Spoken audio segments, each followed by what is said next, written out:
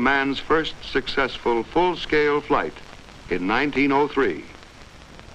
Had the first successful flight been achieved with a rotary wing helicopter, the history of flight might have been different. The achievement of all others and established the fixed-wing aircraft. But the moving wing still had its advocates. For the first 30 years of the century, they went on trying to make machines which would rise vertically into the air.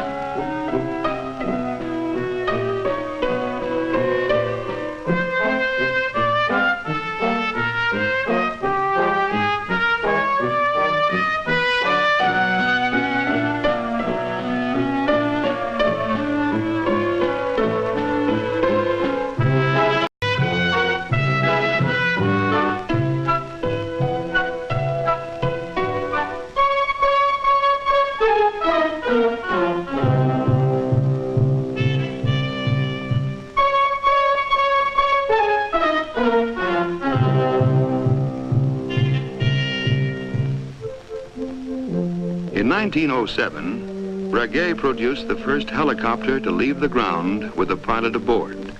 The machine was unstable, but it did prove that the rotating wing aircraft was feasible.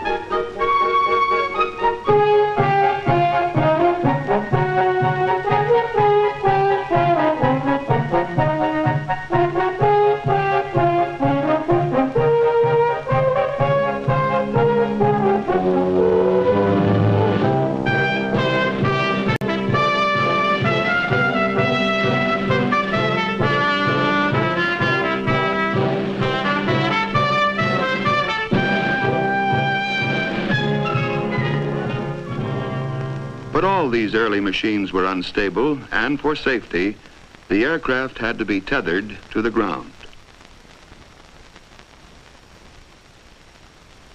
The stability of a rotary wing aircraft is particularly difficult. First, the rotation of the blades tends to make the body of the machine turn in the opposite direction. This can be counteracted either by a small vertical tail rotor driven by the same engine as the main rotor, or by two sets of main rotors revolving in opposite directions. Secondly, when the machine moves forward, one blade of the rotor is moving with the airflow, while another is moving against it. The airspeed of a blade increases as it turns towards the nose. This produces unequal lift and therefore instability. The answer to this problem was to hinge the blades so that they could flap and could also speed up or slow down relative to each other. Juan de la Cierva discovered this and so managed to smooth out much of the irregularity of lift. This solved another problem. As the blades of the rotor are no longer rigidly fixed, They are held in position only by centrifugal force. The whole structure is therefore relieved of a great deal of strain. The Cierva aircraft, like this C-19, all use this principle of the flapping blade, but they were not helicopters. They were autogyros. In an autogyro, the propeller produces forward motion, and the rotor is turned by the aerodynamic forces acting on it, and not by the engine.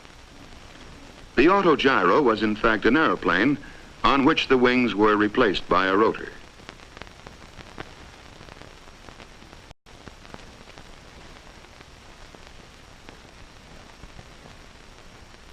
The ordinary autogyro could not take off vertically, although its takeoff run was very short.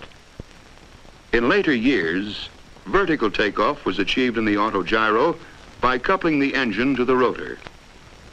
This principle could be used only for the takeoff. Meanwhile, work on helicopters went on.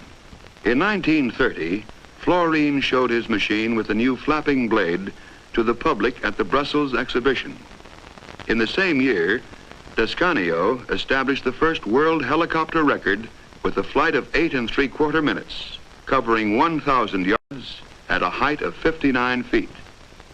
He reached a speed of about 15 miles per hour.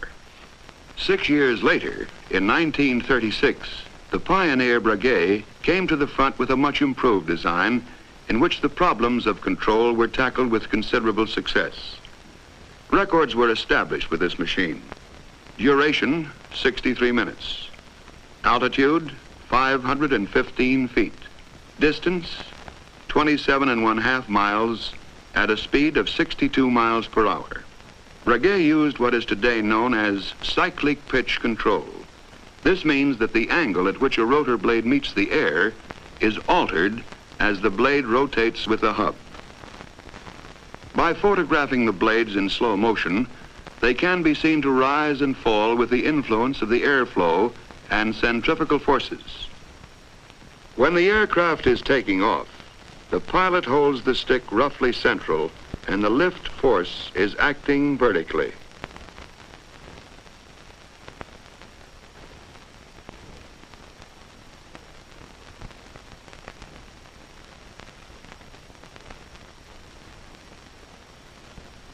The pilot moves the stick forward. The advancing blade, furthest from the camera, decreases in pitch and flaps downwards. The retreat blade, nearest the camera, increases in pitch and flaps upwards. In effect, the rotor is tilted forward. It thus becomes the means of accelerating the aircraft forward as well as the means of supporting it in the air. The pilot decides to turn to the right. Stick right. The blade on the left flaps up. The blade on the right flaps down. The aircraft goes into a right-hand turn. In 1937, the first really successful helicopter, the Fokker Achilles, was announced. The flexibility and control of this machine were demonstrated when Hanna Reich flew it inside the Berlin Sports Stadium.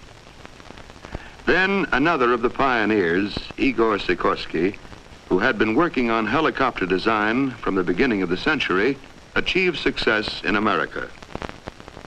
All these discoveries helped to produce the helicopter as we know it today. It's still curious to look at, but it can fly in a way even surpassing the flight of birds. It takes off and lands, hovers in the air, and even turns a full circle over the same spot. Helicopter design is constantly progressing. The precision of control is something of which Descanio could only have dreamed. The British Bristol 171, a single rotor type, carries 3 passengers as well as the pilot. In contrast to the sleek lines of the Bristol is the angular body of the giant air horse, produced by the pioneer company started by the late Juan de la Cierva. The engine used in this helicopter is so powerful that the 3 rotors can lift a total weight of just over 8 tons. This enormous capacity at last fills a gap between usual helicopters with their limited loads and the airplane. At the other end of this scale, the Sierra Company has produced a small sister to the Air Horse, a neat-looking 2-seat personal helicopter called the Skeeter. The Ferry Company's Gyrodyne is one of the world's fastest helicopters. Here we see it traveling at 124.3 miles per hour. The Gyrodyne uses an offset propeller to counteract the torque reaction of the main rotor. This has the added advantage that the propeller gives additional thrust to drive the aircraft. In France, Louis Breguet, one of the leaders of helicopter technique, designed this 3-seater using superimposed contra-rotating rotors. A development of the pre-war German Fokker Achilles keeping the original rotor configuration has been made by Sud-Est and is designed to carry 6 people. Another French company, Sud-West, have developed an experimental helicopter with a rotor driven by jets at the blade tips. One of the attractions of the jet-driven helicopter is that as the driving force is at the tips of the blades, there is no torque reaction to correct, and tail rotors and such devices are not needed. Jet-driven rotors have also been developed in America. This experimental single-seater, built by the McDonnell Aircraft Corporation, is called Little Henry.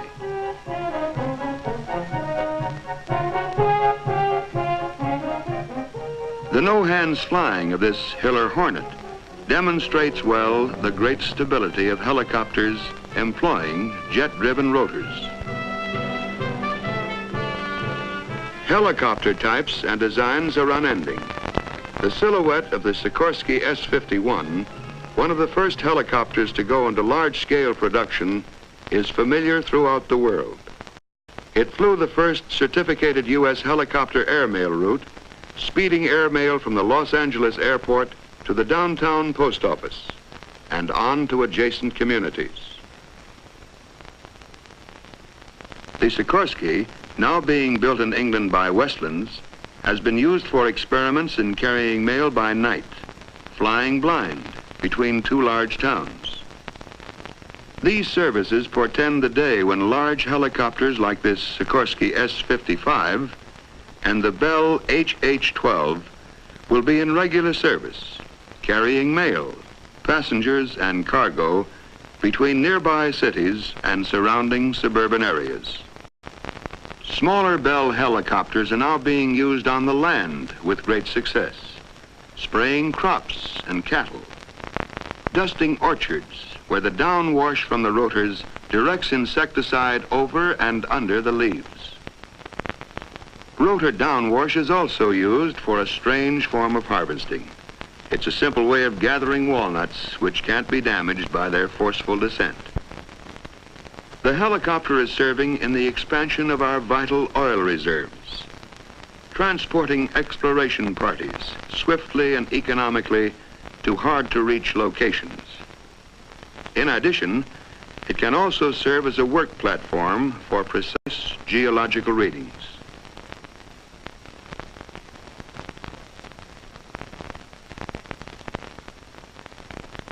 A military helicopter, the Piasecki, or Flying Banana, is like something out of a story by Jules Verne or H.G. Wells.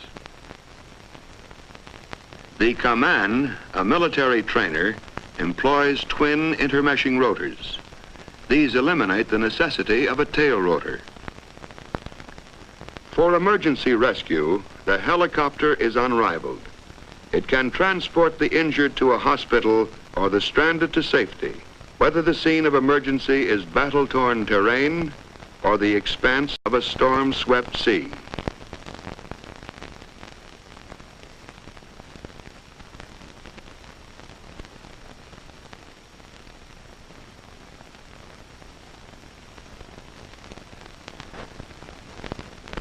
Admiral took 1946 Antarctic expedition for surveys more detailed than could be undertaken by a conventional aircraft.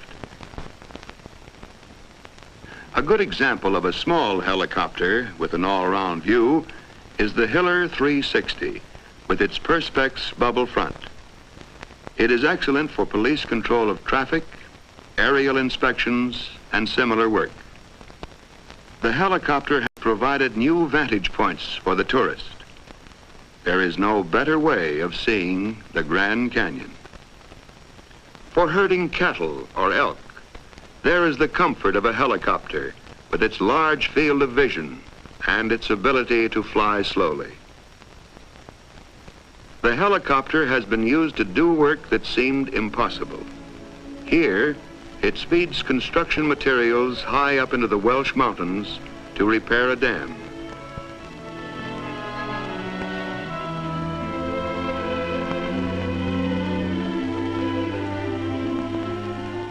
Yes, the helicopter has arrived. Prehistoric to look at, but so versatile that it fills an important gap in transport. Rotary wing flight is now a reality. The helicopter is part of a fantastic future in which you and I may fly about in our own private aircraft.